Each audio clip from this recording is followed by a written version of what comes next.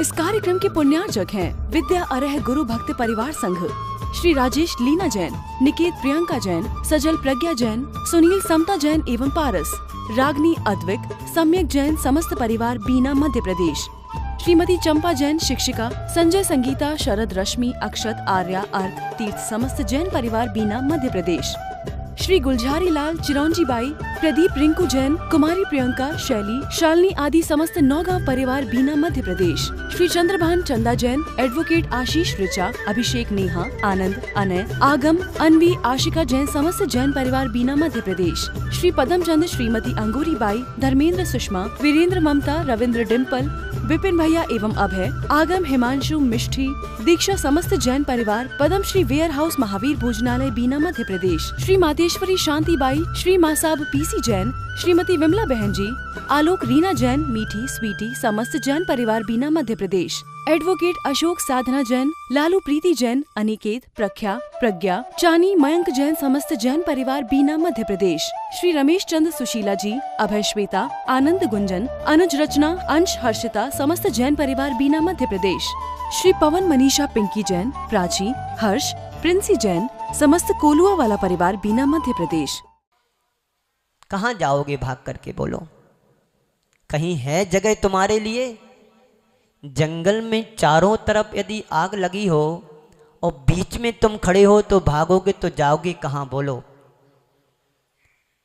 जहां जहां हमारी दृष्टि जाती है वहां वहां सिर्फ आग आग आग ही नजर आती है। ऐसे ही इस संसार भरे संसार में चारों तरफ विषयों की आग लगी है और तुम उस आग में सुख खोजोगे तो कहीं सुख मिलने वाला मिलेगा क्या? सुख कहाँ है? अन्यथा शरणम नास्ति तुमेव शरणम मम। हे प्रभु, आपके अलावा संसार में कहीं सुख नहीं है, आपके चरणों के अलावा कहीं संसार में सुख नहीं है। आपके चरण यदि एक बार मैंने सच्चे श्रद्धा और भक्ति से पकड़ लिए, मेरा बेड़ा पार हो जाएगा।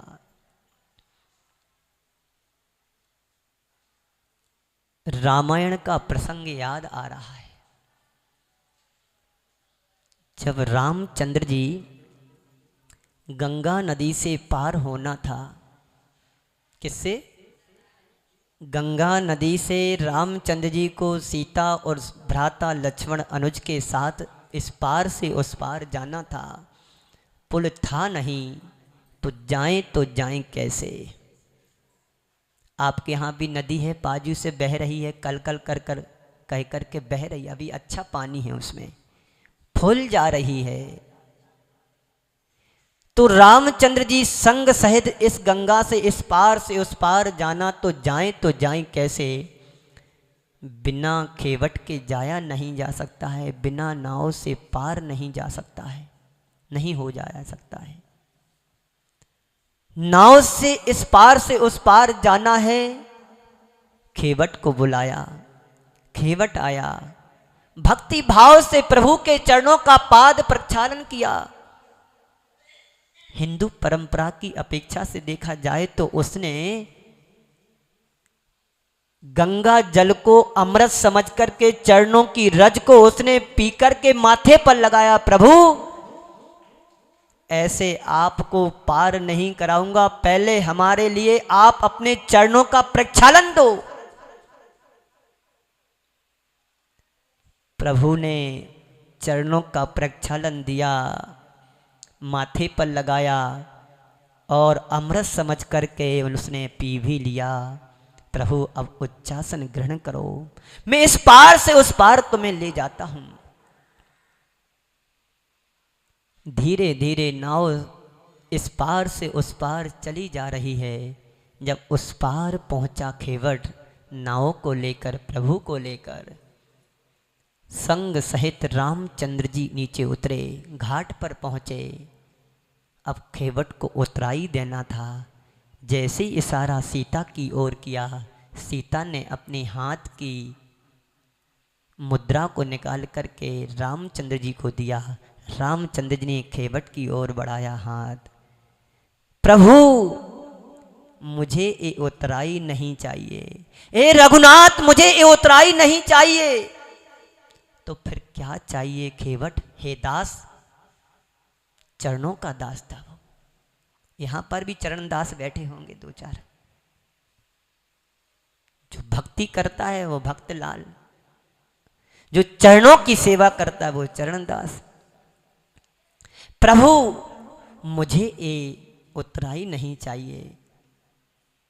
क्या कहा खेवट ने? बहुत अच्छी बात कही। जिस विध मैंने आपको इस नाव से, इस गंगा से पार कराया, उसी प्रकार से मुझे इस संसार से पार करा देना, मेरा जीवन धन्य हो जाएगा।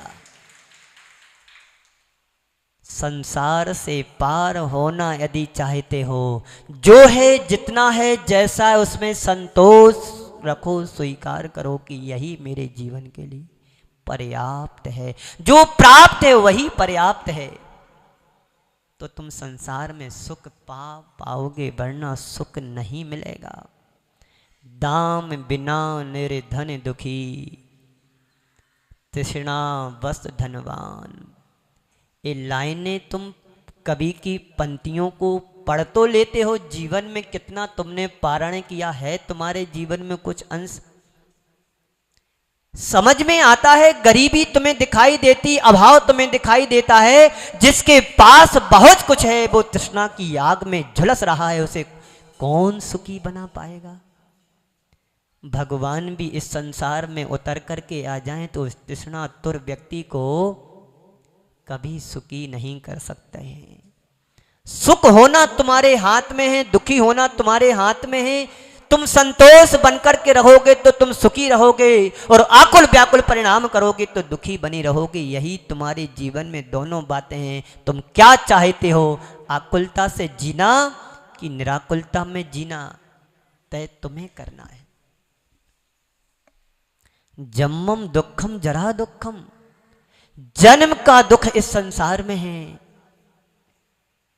जरा दुखम, बुढ़ापे का भी दुख है।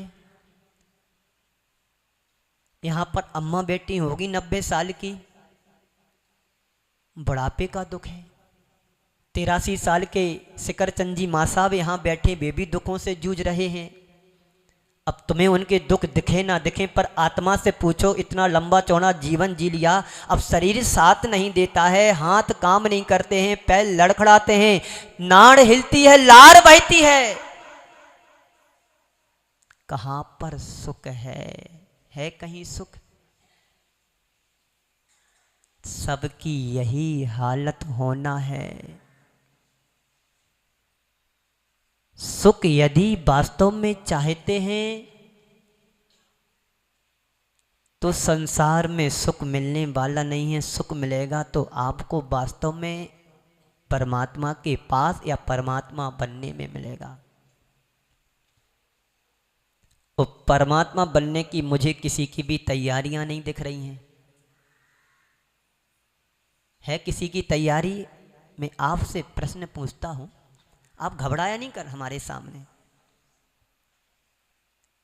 मान लीजिए तुम्हारे लिए अभी वारंट आ जाए, जेल में जाना है, तो क्या करोगे? सबसे पहले आप यहाँ के सबसे बड़े अधिकारी से मिलोगे कि मेरा वारंट जेल जाने का क्यों आया। बाबू चपरासी के पास जाओगे, 1-2 लाख रुपए ले लो, ये वारंट आया, इसको कैंसिल कराओ। और कोई संत आया कि तुम्हें नरक निगोज से बचाने की स्कीम लेकर के आया हूं, चलो 1,11,000 की शांति धारा कर लो, तो क्या कहोगे? बोलो। मरने को तैयार हो जाओगे पर देने को तैयार नहीं होगे। यही है ना हम सबकी दशा। जन्मम दुखम जरा दुखम मरणा रोगाय मरणानि दुखम। बुढ़ापे का दुख, जीवन में असाध्य बीमारी किस कर्म के उदय से कब आ जाए कोई पता है तुम्हारे लिए? कैंसर बहुत चल रहा है। पुरुषों को कभी कभार कैंसर का नाम सुनते थे, अब तो महिलाएं भी उस कैंसर की शिकार बनने लगी हैं। तरह तरह के कैंसर शरीर में उत्पन्न हो जाते। जिसको कैंसर हुआ जीवन कैंसल, मरण का दुख, रोग का दुख, बुढ़ापे का दुख, जन्म का दुख, दुख भरा ही संसार है। सुख की बात खोजते हैं, कहां सुख मिलेगा? आग जल रही है, वृक्ष जल रहा है, शीतलता पाना तुम चाहते हो। जलते हुए वृक्ष के नीचे शीतलता कैसे मिलेगी? मिलेगी क्या? कहीं है व्यवस्था? बोलो जी। जैन साहब, अध्यक्ष साहब, है तो फिर क्यों वहीं जाते बार बार जलते हुए वृक्ष के नीचे? यही तुम्हारे जीवन की अज्ञानता, यही तुम्हारे जीवन का भ्रम है। इस भ्रम से बच जाओगे तो जीवन में सुख ही मिल सकता। आज भी संतोष रूपी धन हमारे लिए परम आवश्यक है। दुखों का चिंतन करने से तो मन में हताशा ही भरेगी। अरे मेरे सिर में दर्द हो रहा, दर्द हो रहा, दर्द हो रहा, दर्द तो हो रहा है पर मन में ज्यादा हो रहा है, शरीर में कम। शरीर, संत कहते हैं शरीर के दुख को मन पर हावी मत होने दो, तुम दुख से, तात्कालिक दुख से बच जाओगे। चाहते हैं यही तो मैं दवाई लेकर के आया हूं। जब वैद्य जी डॉक्टर दवाई देंगे तब ठीक होंगे, कोई गारंटी नहीं है। पर मन में संतोष कर लो, दुख ही मेरे जीवन की परिणति है, मुझे दुख है, मिला है। रो कर के भोगोगे तो, और हंस कर के भोगो तो, हंस कर के भोगोगे तुम्हारा दुख हल्का हो जाएगा, और रो कर के दुख भोगोगे तुम्हारा दुख दुगना और बढ़ जाएगा। क्या चाहते हो? बोलो। मन को निषेधात्मक तरीके से बचने का पुरुषार्थ करो। सकारात्मक सोच रखोगे, दुख तुम्हारा आधा हो जाएगा। संसार की असारता और संसार के दुखमय स्वरूप को जानने का उद्देश्य मात्र ही है कि इसे जानो, संसार दुखमय ही है। उस दुखमय संसार से भागने की जरूरत नहीं है, और भाग करके जाओगे कहां? तुम्हें कहां सुख मिलने वाला है? इस गांव से दूसरे गांव भी चले जाओगे तो वहां पर भी यही हालत है, वहां के लोग भी सुखी नहीं हैं। समय आपका क्या हो रहा? हो रहा ना? हो रहा है, होने दो। समय अपनी गति से चल रहा है, पर हम लोग हैं, हम लोगों की दशा बड़ी विचित्र है। समय को भी पीछे, घड़ी बंद कर दी, करते रहो अपना काम।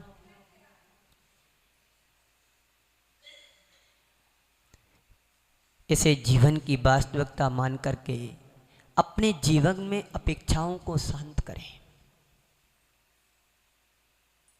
संसार में जीना चाहते हो तो जो है, जैसा है, जितना है, उतने में संतुष्ट रहो। आपके पास मान लीजिए 4 जोड़ी कपड़े हैं, तो 4 जोड़ी को ही अपना जीवन का आधार बनाओ। किसी के नए कपड़े को देख कर के मन में विचलता है, मन में विकलता नहीं आना चाहिए।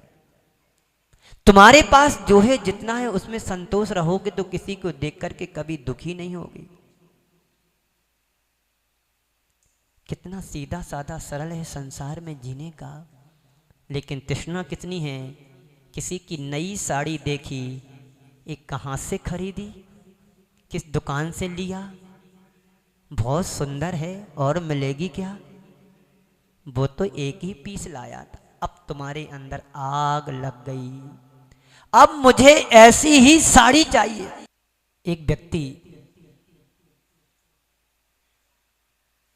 जॉब करता है, एक साधारण से मकान में जी रहा है, रह रहा है, 3000 रुपये महीने के, और उसकी तनख्वाही भी 10,000 8,000 बा मुश्किल उसकी तनख्वाह है। वो 3000 के महीने वाले मकान में रह रहा है। उसका मित्र 25,000 रुपये की सैलरी वाला जॉब कर रहा है और पॉश एरिया में 15,000 रुपये महीने के घर में रह रहा है। दोनों बचपन के मित्र थे, मित्र हैं। दोनों की शादी हुई, एक पॉश एरिया में रह रहा है, एक सामान्य से साधारण से मोहल्ले में रह रहा है। एक के मकान का किराया 3,000 रुपये, एक के मकान का किराया 15,000 रुपये है। जो 3,000 में रहने वाली गृहिणी है, 1 साल बाद अपने पतिदेव से कहती है, पतिदेव मुझे अब इस घर में नहीं रहना है, हमारी सारी सहेलियां पॉश एरिया में रहती हूँ, वहीं मेरे को जाना है। मुझे अब 3,000 वाले घर में नहीं रहना है, मुझे 15,000 वाले घर में रहना है। कुछ माह तो ऐसे ही बहस में निकल गई। एक दिन जॉब से लौट करके आता, शाम को कहता है, सुनो तुम्हारी मन की पूरी हो गई।